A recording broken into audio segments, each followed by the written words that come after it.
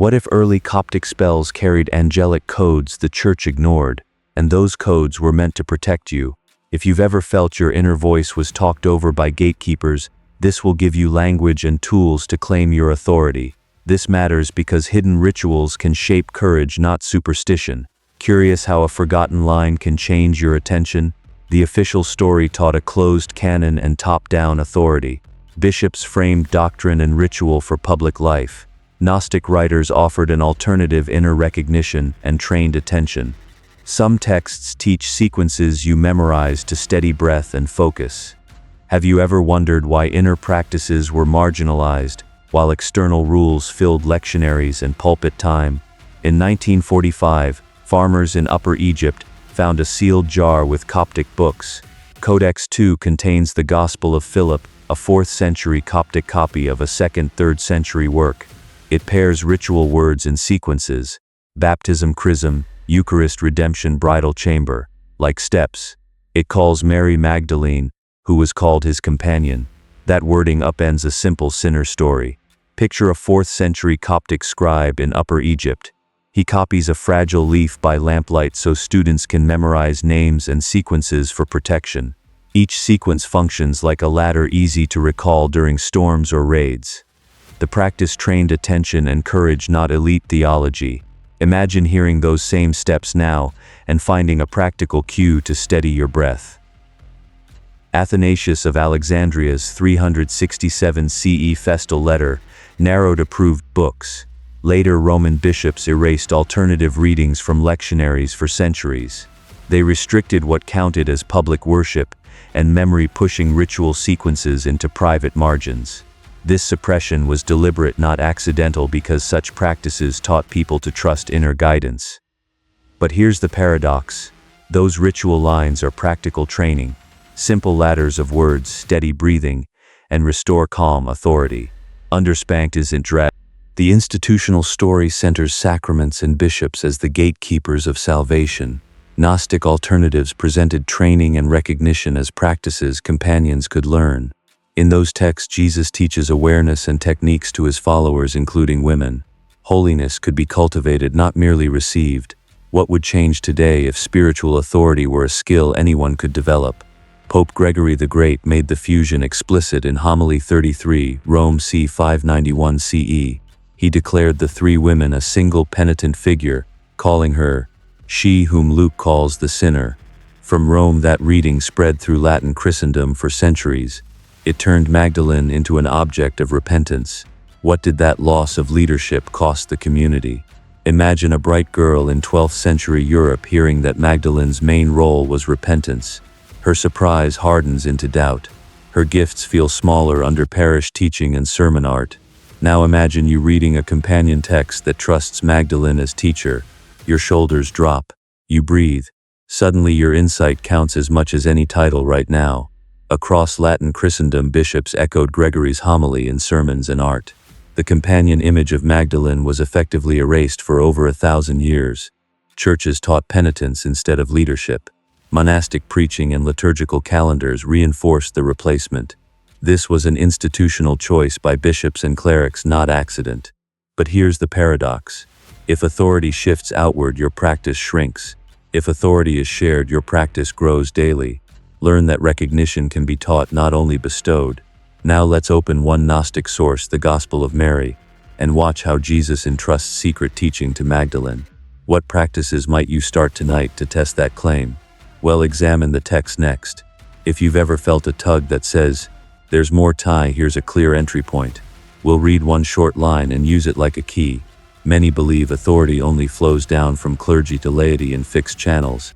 What if early practice trained people to hold that authority inside themselves instead? Have you ever wondered why that option vanished from Sunday teaching? Official history says grace flows outward from ordained clergy through sacraments they administer. But one early text maps authority inward as practice trained people to hold that authority inside themselves instead. Have you ever wondered why that option vanished from Sunday teaching? Official history says grace flows outward from ordained clergy through sacraments they administer. But one early text maps authority inward as practical training. Its short paired terms work as mental scaffolds you can memorize. The Gospel of Philip, found near Nag Hammadi in 1945, preserves a 2nd to 3rd century tradition. The Coptic tract repeatedly stacks paired terms: baptism, chrism, flesh, soul, veil, bridal chamber, like instruction steps, and it names her Magdalene, who was called his companion. That explicit naming challenges later clerical stories about who could carry teaching. How did that naming survive institutional narratives?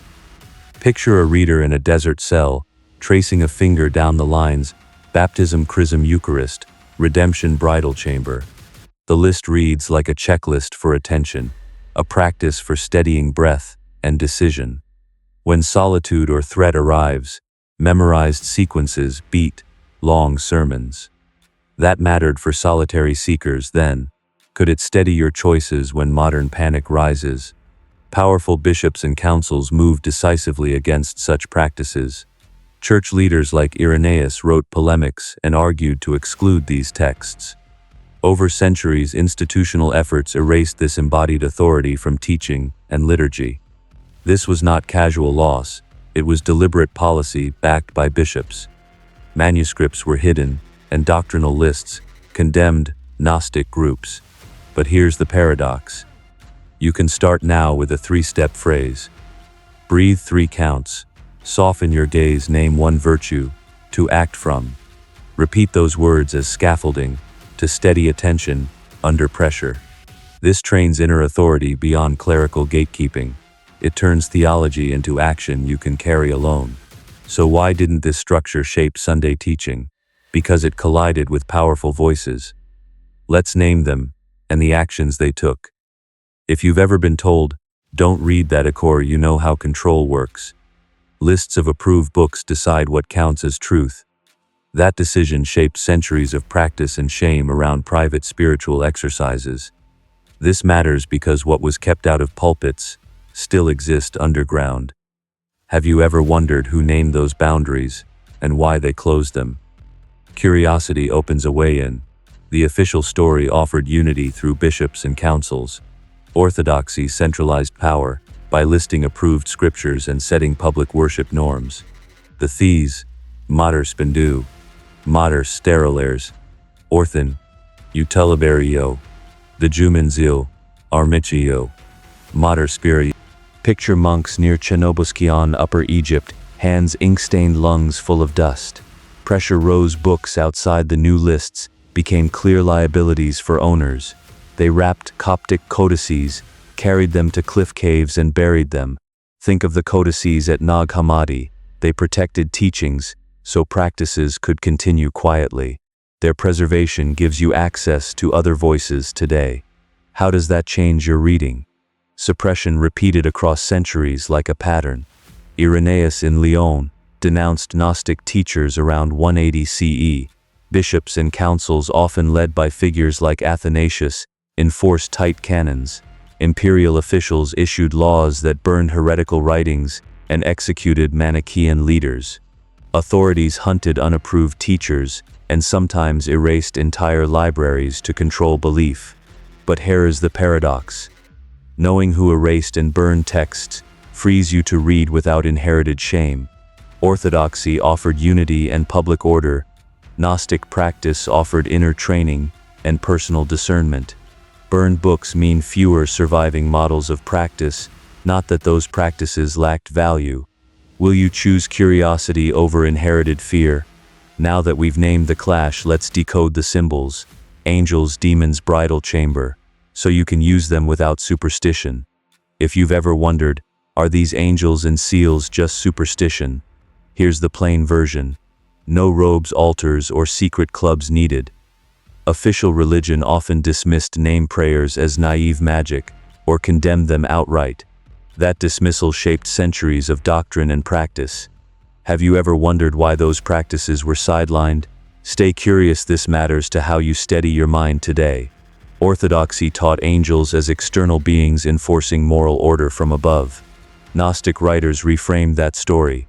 In their view, angels become call signs for inner qualities: clarity, courage, truth. Demons mark scattered attention, panic, envy, numbness.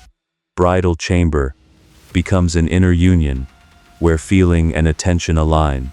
Could these symbolic practices be simple training tools for daily life? The Pistis Sophia records Jesus teaching long name prayers, seals, and orders of light. It links names with movement through inner states. The manuscript even records invocations. In the name of the first mystery. That phrasing frames ultimate guidance. As these practices spread, bishops and church councils moved decisively. They erased many name prayer manuals and rituals from liturgical memory. Irenaeus criticized Gnostic techniques and against heresies, arguing they threatened church unity and authority. Libraries lost these practical manuals, oral lines broke, and practical training faded from common life. But here's the paradox. These symbols become tools you can practice without dogma. Call an angel name to cue clarity. Name a demon to notice scattered attention. Use the bridal chamber as a 5-breath alignment to let decision land cleanly. You know the symbols. Now let's turn them into 2 simple daily practices, and 1 way to test their effect. Ready to try one now? If you've ever felt unprotected or small in the face of loud voices, here are simple, clear steps. We're taught to wait for permission and external validation to speak. That model trains submission, not leadership. Gnostic wisdom offers an alternative authority as a practical skill, embodied and repeatable. Ready to test a portable practice and notice what changes. Church history often frames authority as clerical office and sanctioned rites. That official story centers approval from bishops and councils. Gnostic voices emphasized inner recognition and direct knowing instead. Certain hidden sayings preserved in ancient libraries. Present teachings meant to train perception, not hierarchy. Have you ever wondered why inner steadiness was treated as dangerous by institutional power? In 1945, farmers found the Gospel of Thomas near Nag Hammadi, Egypt. Scholars date its sayings to the first 2 centuries. Saying 70 reads, "Bring forth what is within you, it will save you." That line centers inner emergence over external approval. Think about that contrast with clerical permission. How did authorities react to such a claim? She tried it for 7 days, whispering 3 names on each slow inhale and exhaling Thomas's line. In hallways and before calls, she noticed her chest soften and her voice start sooner. Bishops and later councils reinforced that erasure through liturgy and teaching. This wasn't an accident of theology, but a political choice to centralize voice. But here's the paradox. Choose 3 names that map to qualities you need. Whisper them on a slow inhale. Exhale once with Thomas's line, letting shoulders drop and eyes soften. Write a sentence. As companion I act, from. Use this before hard tasks and track changes for 7 days in timing, tone, and gaze. If this helped, subscribe and share with a friend who needs grounding, and tell me in the comments which 3 names you chose. Ready to practice?